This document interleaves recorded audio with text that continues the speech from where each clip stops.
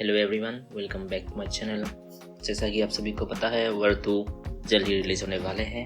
तो देखते हैं क्या यश राज फिल्म्स की स्पाई यूनिवर्स एक सक्सेसफुल यूनिवर्स बन सकता है कि नहीं। टाइगर, पठान, कबीर, इन सभी को एक ही यूनिवर्स में देख के हम सभी को मजा तो आता है, लेकिन एक सवाल बनता है कि क्या ये यूनिवर्स फ्यूचर में टिक पाएगा या ये शुरू होने से पहले ही खत्म हो जाएगा। Let's talk about the issues with Yash Raj की स्पाई यूनिवर्स। पहला जो इशू है स्पाई यूनिवर्स के साथ वो है there is no connection between the stories. Yash Raj की सभी फिल्मों में कोई भी स्टोरी के बीच सॉलिड कनेक्शन है ही नहीं। हॉलीवुड के MCU की तरह there is no such thing as a big bad villain in this whole spy universe. Tiger हो या पठान हो, बस एक दो कैमियो डाल दिया और ये बोल दिया गया है कि ये सभी कनेक्टेड है, बट असली में there is no interconnected stories among all these movies. ऐसा लगता है कि बस सरप्राइज एंट्रीज और कैमियो से ही होल यूनिवर्स की हाइप बनाया जा रहा है। दूसरा जो इशू है यश राज की स्पाई यूनिवर्स के साथ यह है कि इसमें विलेंस और प्रिडिक्टेबल एंडिंग्स हैं। इन मूवीज में जो भी विलेंस होते हैं, इन सभी के बारे में आप सभी अभी तक भूल भी चुके होंगे। हर एक मूवी में एक नया विलेन आएगा और अंत में उसको मार दिया जाएगा, या वो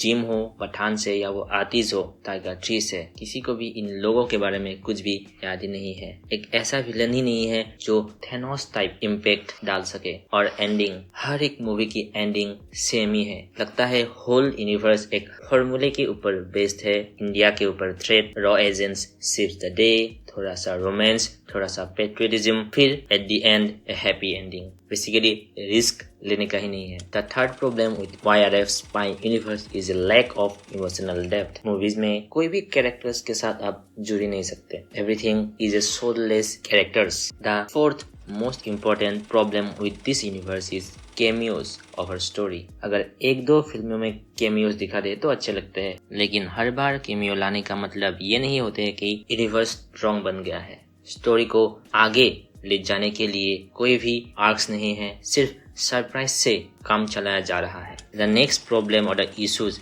with this universe is the issue of vision and direction. हर दूसरे फिल्म एक ही जैसा दिखता है। You cannot differentiate or separate one movies from the other. Her movies के डायरेक्टर अलग होते हैं, लेकिन टोन सेम ही रहता है, एस्थेटिक सेम ही रहता है। I know it's done so that वो एक ही यूनिवर्स के पार्ट लगे, लेकिन फिर भी एक डाउन पॉइंट है कि इसके जरिए आप एक मूवीज को दूसरी मूवी से सेपरेट नहीं कर सकते। One remembers the story, the direction and the visions of these movies. We just go for action.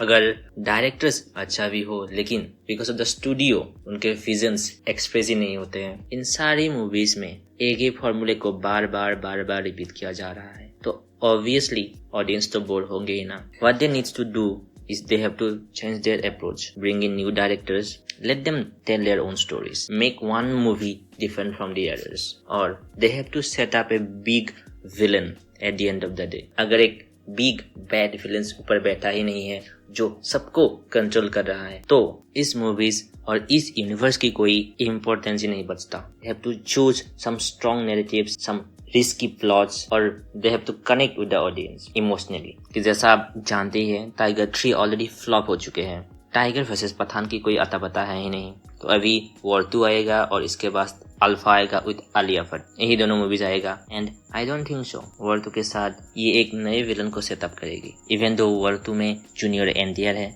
लेकिन he is not going to be the villain of this whole universe. तो अभी तक इतने सारे मूवीज देखने के बाद भी कोई भी विलेन है ही नहीं। This is the most problematic issue with this whole universe. तो देखते हैं वर्ल्ड 2 कैसा निकलता है और यश राज फिल्म्स की ये स्पाई यूनिवर्स का भविष्य कैसा होगा। आपको क्या लगता है कि क्या क्या रीजंस है? Please let me know your thoughts in the comment section down below. आज के लिए इतना ही।